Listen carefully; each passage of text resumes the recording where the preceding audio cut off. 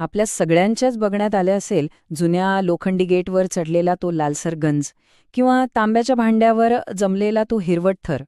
पण हा फक्त ऱ्हास नाहीये. ही खरं तर एक नैसर्गिक प्रक्रिया आहे ज्यात धातू आपल्या मूळ नैसर्गिक अवस्थेत परत जाण्याचा प्रयत्न करत असतात. चला तर मग या विश्लेषणात आपण धातूंच्या या अस्तित्वाच्या लढाईमागचं विज्ञान समजून घेऊया. कधी विचार केलाय की चकचकीत दिसणारी लोखंडी वस्तू हळूहळू लाल धुळीचा ढिगारा का होऊन जाते? हा प्रश्नच या सगळ्या प्रक्रियेच्या केंद्रस्थानी आहे. हे जरी आपल्याला रोज दिसत असलं तरी यामागे एक खूप खोल वैज्ञानिक प्रक्रिया दडलेली आहे. ठीक आहे, तर चला जरा याच्या मुळाशी जाऊया. वैज्ञानिक भाषेत याला म्हणतात क्षरण, म्हणजेच कोरोजन. आता सोप्या शब्दांत सांगायचं झालं तर ही एक अशी प्रक्रिया आहे ज्यात एखादी धातूची वस्तू तिच्या आजूबाजूच्या वातावरणामुळे खराब होऊ लागते. तिच्या पृष्ठभागावर एक प्रकारचा रासायनिक हल्ला होतो आणि ती हळूहळू नष्ट व्हायला लागते.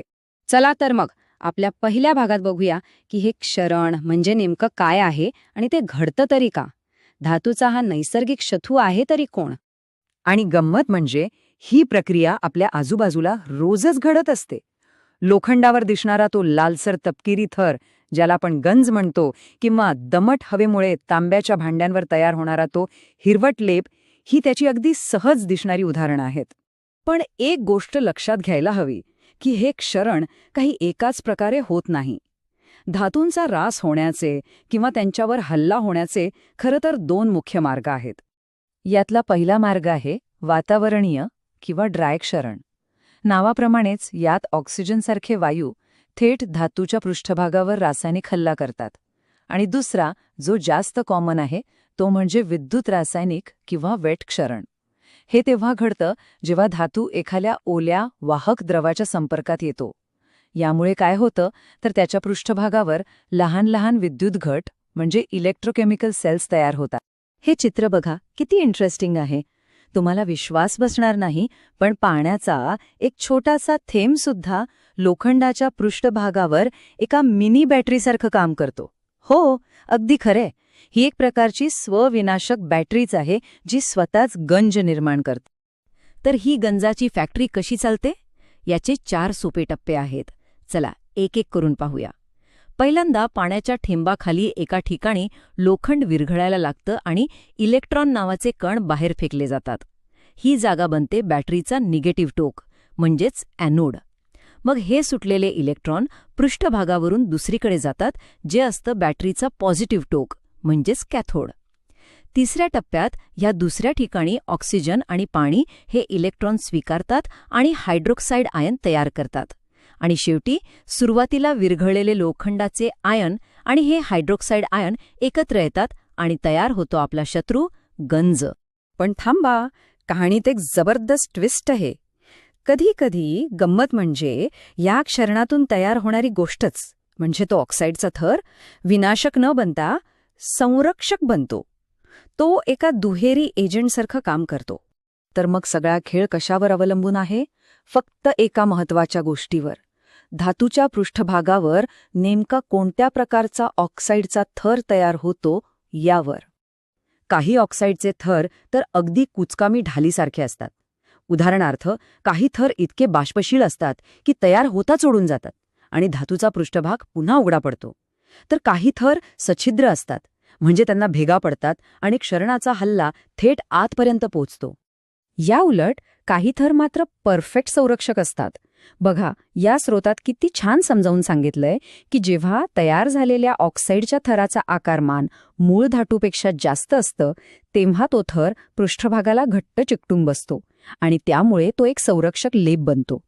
ॲल्युमिनियमच्या बाबतीत अगदी असंच होतं आणि म्हणूनच त्यावर सहसा गंजच चढत नाही. ठीक आहे, मग आता प्रश्न हा आहे की या नैसर्गिक शत्रूशी आपण लढतो तरी कसं? क्षरणाचा सामना करण्यासाठी माणसाने अनेक हुशार पद्धती शोधून काढल्या आहेत. चला त्या पाहूया. 2 सगळ्यात जास्त वापरल्या जाणाऱ्या पद्धती आहेत गॅल्व्हनायझिंग आणि टिनिंग. आता ह्या दोन्हीमध्ये फरक काय आहे? गॅल्व्हनायझिंगमध्ये लोखंडावर झिंकचा म्हणजे जस्ताचा लेप देतात. झिंक जास्त क्रियाशील असल्यामुळे तो स्वतः गंजतो आणि लोखंडाला वाचवतो, म्हणजे एक प्रकारचं बलिदान देतो. याउलट टिनिंगमध्ये टिनचा लेप असतो, जो फक्त एक अडथळा म्हणून काम करतो. पण जर हा लेप कुठे तुटला तर आतलं लोखंड गंजू लागतं. म्हणूनच अन्नपदार्थ ठेवण्यासाठी टिनिंग केलेले डबे सुरक्षित असतात, गॅल्वनाइज नाही. आणि या दोन्ही प्रक्रिया कारखान्यांमध्ये साधारणपणे अशा केल्या जातात. स्टीलच्या पत्र्यांना वितळलेल्या झिंक किंवा टिनच्या रसात बुडवून त्यांच्यावर हा लेप चढवला जातो. बरं, लेप लावणं म्हणजे कसं आहे, चिलखत घालण्यासारखं. पण चिलखतालाच तडा गेला तर मग काय? इथेच विज्ञान एक जास्त स्मार्ट उपाय वापरतं, विजेचा वापर. आपण धातूला असं काहीतरी करायला भाग पाडू शकतो की तो गंजण्याच्या खेळात भागच घेणार नाही. आणि हे कसं करतात तर त्याला कॅथोड बनवून. याच पद्धतीला म्हणतात सॅक्रिफिशियल प्रोटेक्शन, म्हणजे बलिदानी संरक्षण.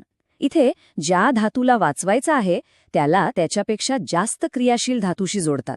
मग हा जास्त क्रियाशील धातू म्हणजे इथे मॅग्नेशियम एका बॉडीगार्डसारखा स्वतः गंजतो आणि स्टीलला सुरक्षित ठेवतो. आणि दुसरी पद्धत तर याहूनही भारी आहे, इम्प्रेस्ड करंट मेथड. यात काय करतात तर बाहेरून वीज वापरून त्या वस्तूला, समजा पाईपलाईनला, कायमचं कॅथोड बनवून टाकतात. यामुळे ती ॲनोड बनून गंजूच शकत नाही.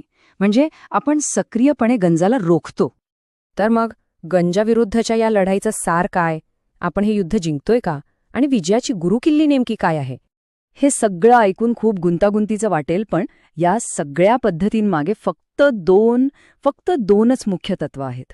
एक म्हणजे धातू आणि बाहेरील वातावरणात एक अडथळा निर्माण करणं, आणि दुसरं म्हणजे धातूला कॅथोड बनवणं, जेणेकरून तो गंजणारच नाही.